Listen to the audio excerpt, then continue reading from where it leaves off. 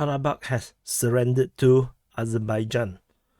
This is Defense Politics Asia, and welcome to the latest update in the situation of Azerbaijan's special military operation into the Nagorno-Karabakh, or if you are an Armenian supporter, you will call it the Republic of Artsakh.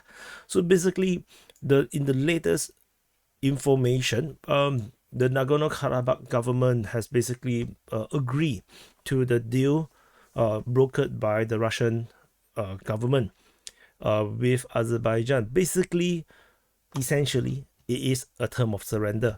So the Karabakh government has basically surrendered after they lost the military operation. They are unable to hold back with multiple front lines, all getting broke through by the Azerbaijani troops.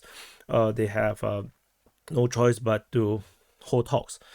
And because this information was then given, was basically relayed to the Russian side. The Russian told the Azerbaijani side, and Azerbaijan has halted its military operation after they say that they will agree to the talks with the with the people of the Karabakh. So the defense ministry in Azerbaijan, Baku, basically has said, together with the Armenian authorities within the Nagorno-Karabakh region, both in separate statements say that they have reached an agreement after the Russian peacekeeping force mediate between them. Basically, there's not much to mediate. One side was totally trashed by the other side, and the Armenian side, basically the Karabakh side. I'm not going to say Armenian side because I think it will confuse people to thinking that it's Armenia that is at war. Armenia, the country, is not at war. So the Karabakh side will completely disarm and disband their military, and the two will then meet tomorrow for talks.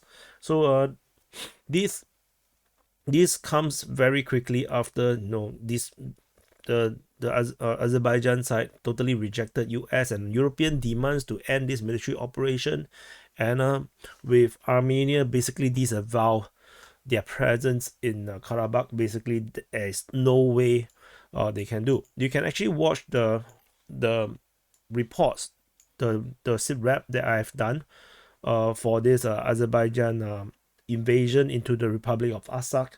This is day one, but basically the information, general information, is very clear that there is no way the Karabakh side is going to win this war because there is literally no means for Armenia to actually even reinforce Karabakh, because the crossing at Lachin, this crossing over here, there's only this one mountain road that leads into Karabakh region, and it is now controlled by the Azerbaijan forces, and it has been controlled for quite some time already, and they basically tested it out over months to see whether the Armenians are able to sneak any stuff into the Karabakh region, and they are unable to.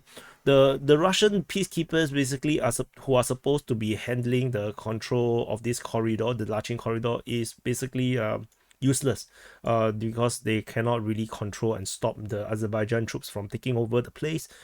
And after the blockade by Azerbaijan for months, I think Azerbaijan is pretty clear that the Armenians have no will to protect the Nagorno-Karabakh region, and so this prompts a protest, of course, by several hundred people in the capital of Yerevan in Armenia. Basically, people are shocked that their country are not doing anything to protect so-called their land, their territory, and mostly it seems to be the many young people. It seems to be the young people, and they just cannot believe. They tried the troops, the Armenian troops, are there to actually protect the government buildings to prevent a breakthrough, and yeah, there's nothing much they can do about it. A lot of condemnation. There are talks about coup in Armenia and everything, all sort of crazy shit. Not sure if this will degrade to that kind of stance, because losing the Nagorno-Karabakh is a huge blow to the Armenian identity, the national pride and ego is totally bruised. This is the point where you have to use the word emotional damage, because it is exactly what happened to the Armenian people right now. So it's all started because if you have not watched, let me see, if you have not watched the previous video, which let me show you, that I have already reported on this, on the growing tension, in the Armenia Azerbaijan region. Basically the true story, this one, the real story of Armenia Azerbaijan. You have to watch it because this will give you all the background story. It is a bit long, 42 minutes. Maybe you don't care, and I can tell from the views, 7.7k. Yeah, people don't really care that much. But basically, you'll find that no, Armenia basically is not really have much choices, and no one supports them. And so it all started from there. But then the military operation started on the 18th of September. They gave one final warning. They have a special briefing for diplomats about the situation in Karabakh, and basically probably also tell them secretly that they're going to launch some military operation. And they basically argued, they said that the presidential election, if like I said, if you didn't watch it, you probably did not know that there was a presidential election in the Nagorno-Karabakh. And this presidential election is an act of provocation, and this act of provocation is the casus belli for Azerbaijan to invade, because if you allow this government to continue to evolve, then it will give them more and more legitimacy and credibility, and this is not good in the view of Azerbaijan. And this provocation basically is one of the main trigger, because there was already a lot of skirmishes along the entire front line. The Azerbaijan side kept saying that there was criminals and crimes and gangs or terrorists, whatever, along the front line that is taking pot shots at the Azerbaijani troops. And they also claim that there is actually 10,000 Armenian armed forces that is loyal to the Karabakh, with 100 tanks, 200 heavy artillery, and 200 mortar systems, which actually makes them pretty powerful. So the Armenian, basically they have some agreement that they did not, basically according to the Azerbaijani, so they feel like the Armenians has been breaking all the agreements, and so Azerbaijan launched the military operation, their version of special military operation. And this special military operation is very different from the 2021. This one, Azerbaijan looks very, very determined to follow through to the end. The one in 2020, the second Nagorno-Karabakh war, Azerbaijan basically have a massive victory, but they were held back. Russia forced them into some kind of agreement, to accept the gains and end the conflict there, and then let's just talk. But this time around, Azerbaijan looks very, very different. It seems like they really want to follow through all the way.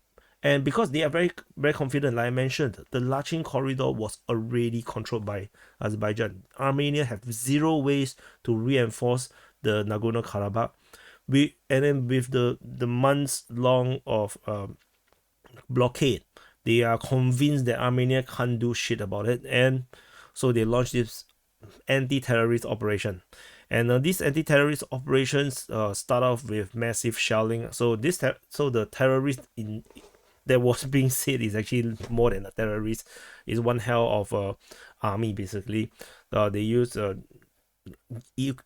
Israeli drones, Turkish drones to survey, to bomb, to artillery, to adjust artillery shelling.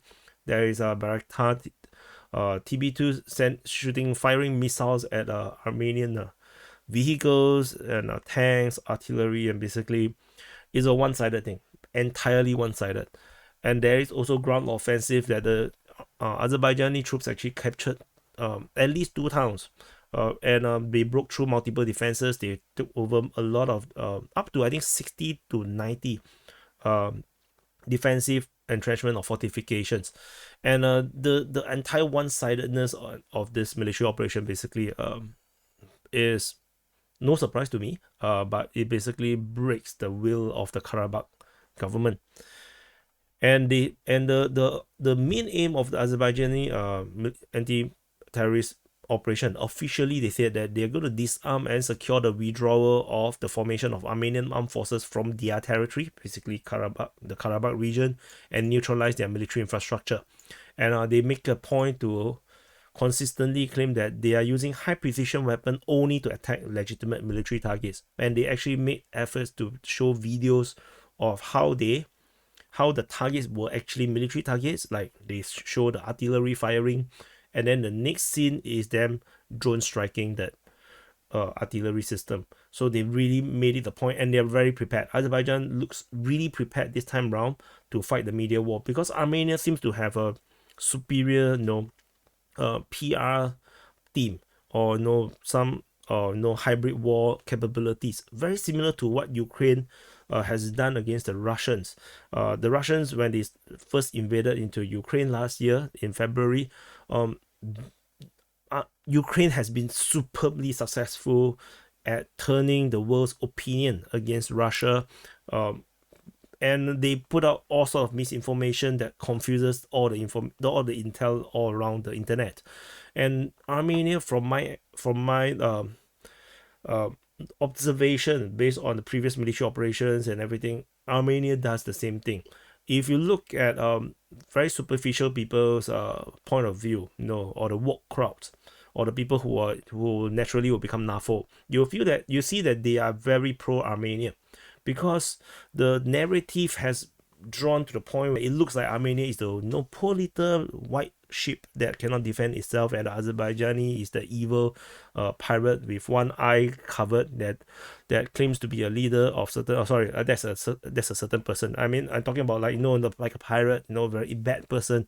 So this is very effective, because even I am very confused, because I wasn't very familiar with the Nagorno-Karabakh region's issues, and when I was researching and trying to report on it, it was very, very difficult, because when you look at all the information, you get very confused, because Armenia consistently put out information or with media organizations that is in support of Armenia will put out information that is very contradicting to what the Azerbaijan side is saying.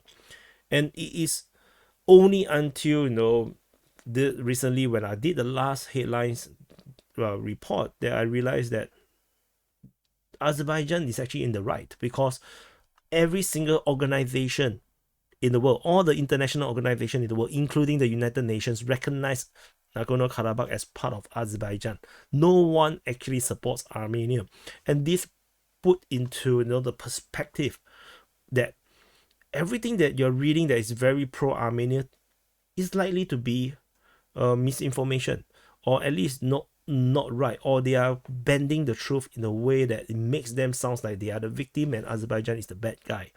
And it's very akin to how the Donbass civil war, the civil war over Donbass between the Donbass militia and the Ukrainian military has totally not been reported, or has been then twisted to the point where no one can recognize it in the outset of the Ukraine war. So in the end, nobody, the people who support Ukraine, a lot of the time, they caught in this very complicated cognitive dissonance.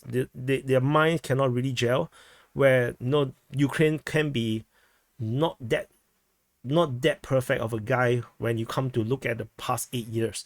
And this is the same thing for the Armenia-Azerbaijan situation. The Armenians, the washing of the entire history, to the point where you cannot really tell who is the good guy and the bad guy. And if you just read surfacely, you will think that Azerbaijan is the bad guy.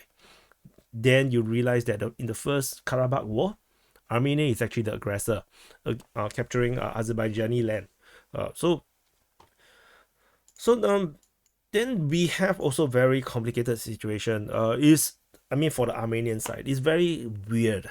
So the Pashinyan, basically Nikol Pashinyan, the Armenian Prime Minister, basically called the emergency meeting, because Azerbaijan actually launched a major offensive, and basically say that basically they need to react, right? They need to react. So they reacted by complaining that the Russians did not inform Armenia.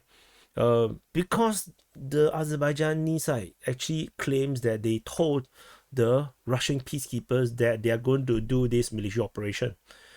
But the Russian side actually said this information only comes a few minutes before the Azerbaijani side started their military operation, which actually makes sense, because why would you tell the Russians? The Russians 100% would tell the Armenians.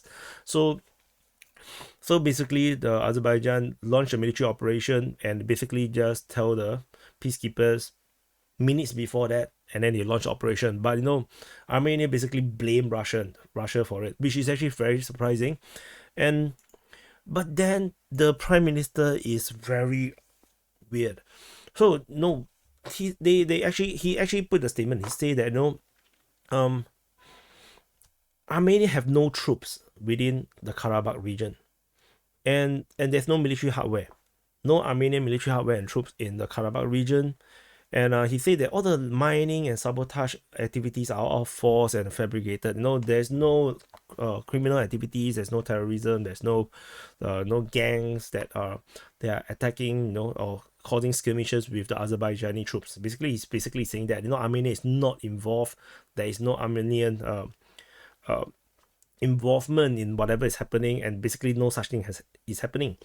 And he said that the Azerbaijan side should take clear and unequivocal steps to end Azerbaijan aggression. He's saying that the Russians should stop the Azerbaijan aggression.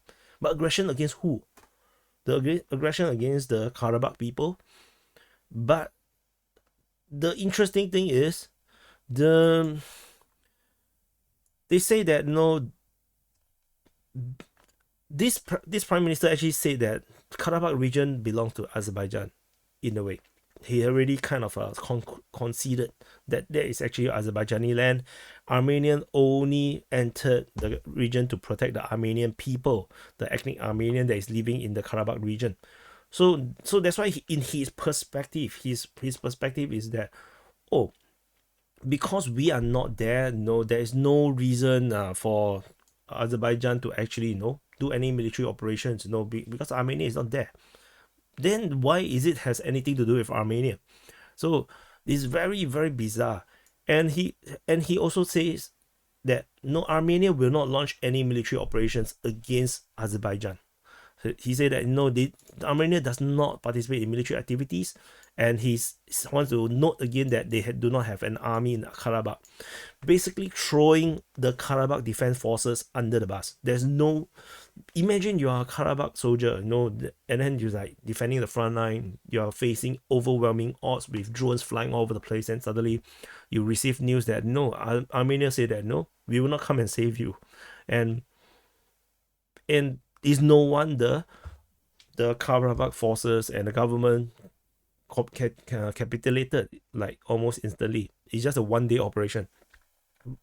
So by day 2, so in the sit rep that I've published on DPA War, basically covered the stuff that's happening on day 1 and day 2. Azerbaijan continues their military operation, and they say that they will not stop until the Armenians in Karabakh surrender.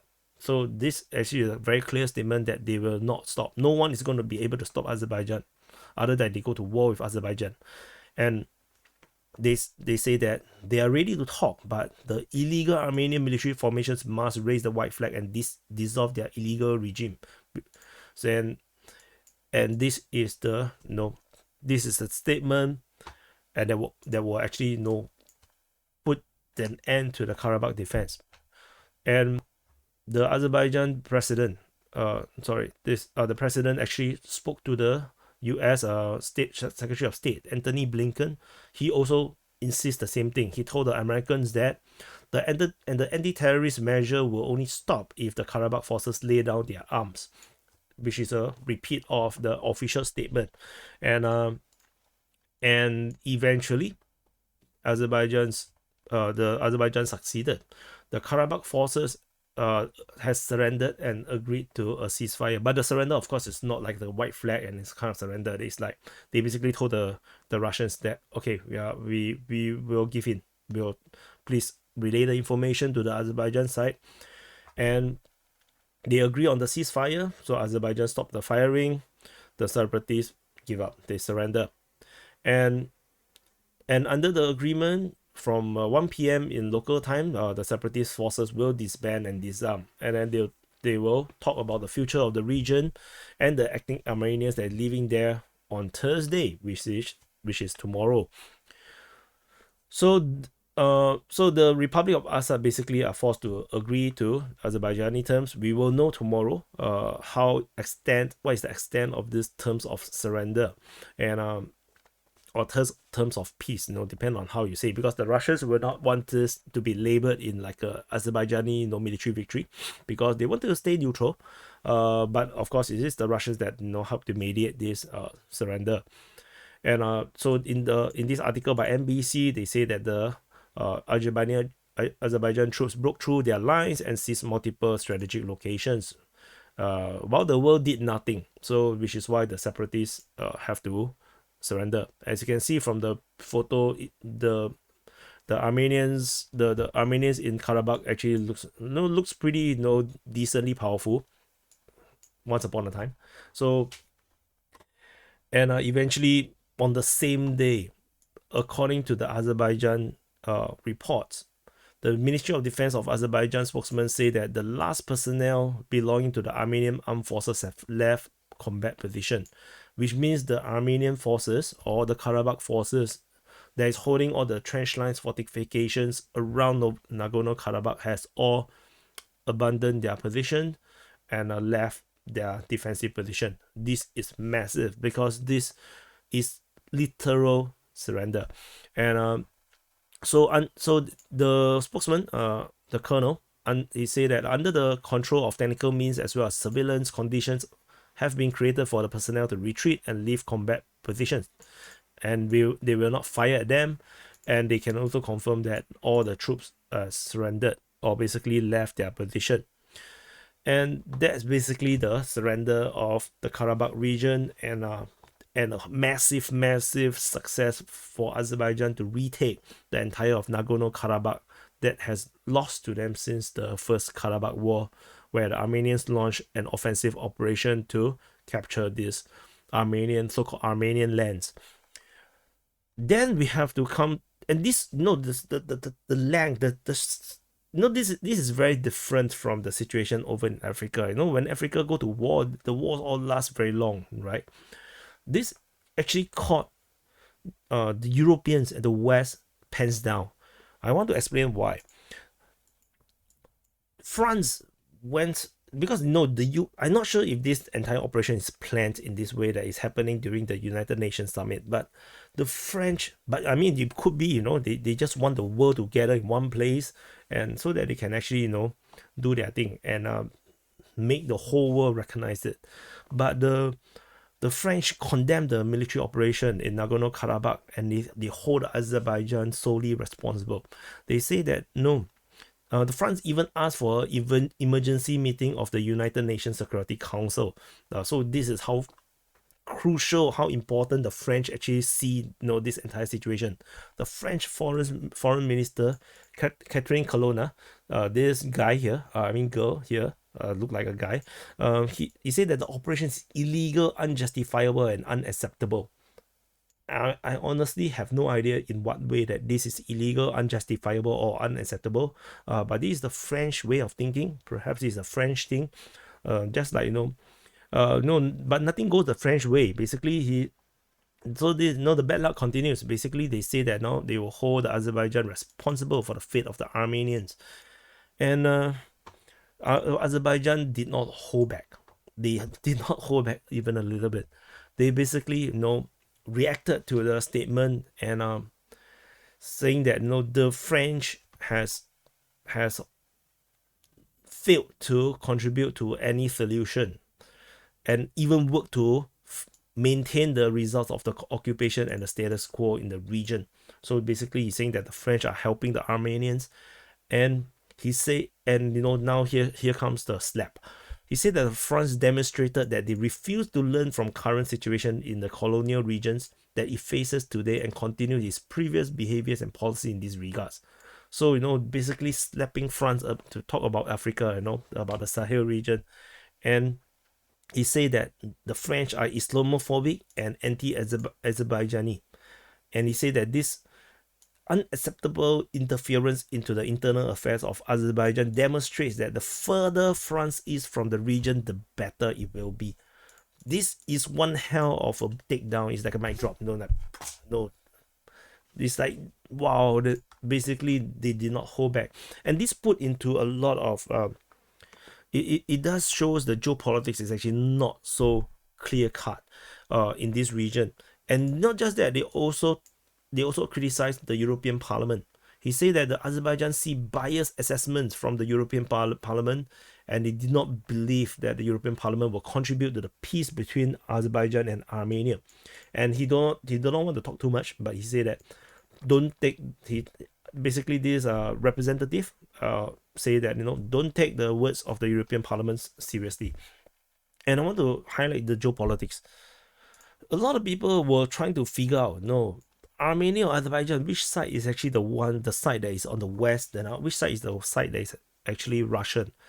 From my observation so far, from all my research and reporting, there isn't a side that is actually west or Russian.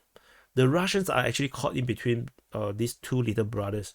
They don't want to take sides. The Russians actually don't want to take sides between the two, largely speaking. But no, and they want to please both sides. But of course, clearly, there's no way to please both sides. And the best thing Russia can do is do nothing. And basically, that's what the Russians did. They do nothing. They are only there to facilitate for the two sides to talk. And this is exactly what happened. And on the west, you can see that Azerbaijan is supported militarily by Turkey and also by Israel. So is Azerbaijan the west?